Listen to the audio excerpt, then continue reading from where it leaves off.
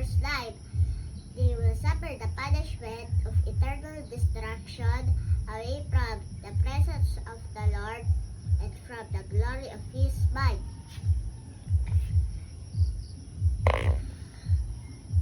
Psalm 9 verse 17. The wicked shall be torn into hell and all the nations that forget God. Revelation 20 verse 15.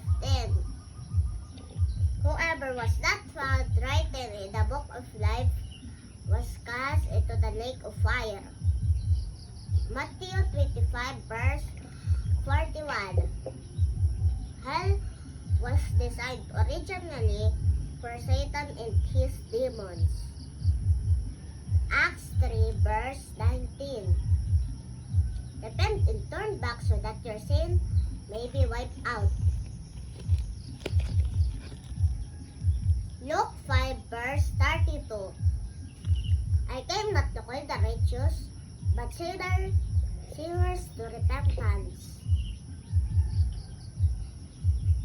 Psalm 119 verse 11. I have stored up your word in my heart that I might not sin against you.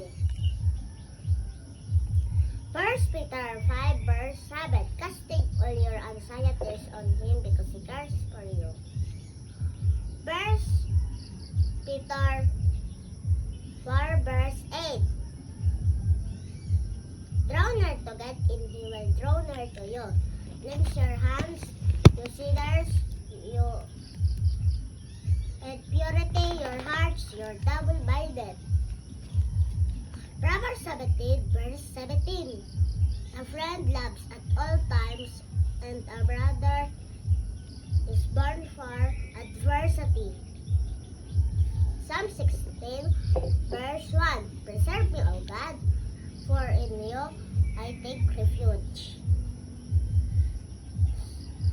Psalm 119 verse Psalm 39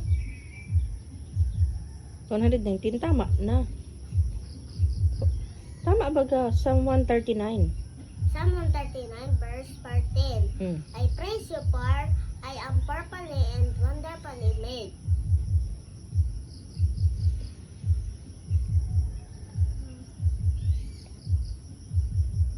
Matthew 11 verse 28.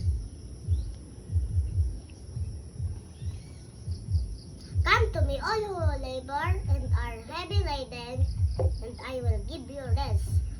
Psalm 46 verse 10.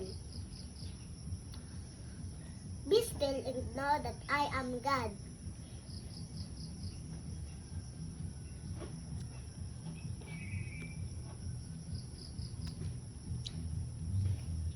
Ecclesiastes 3 verse 11.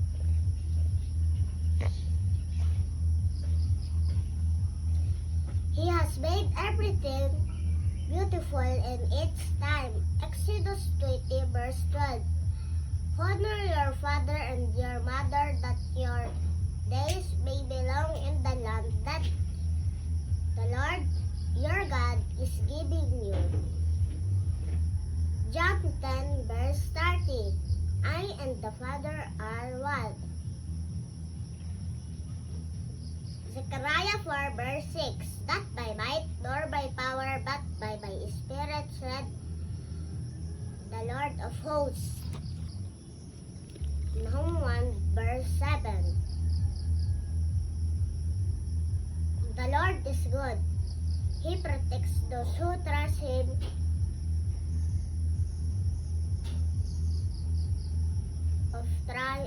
Of times of trouble.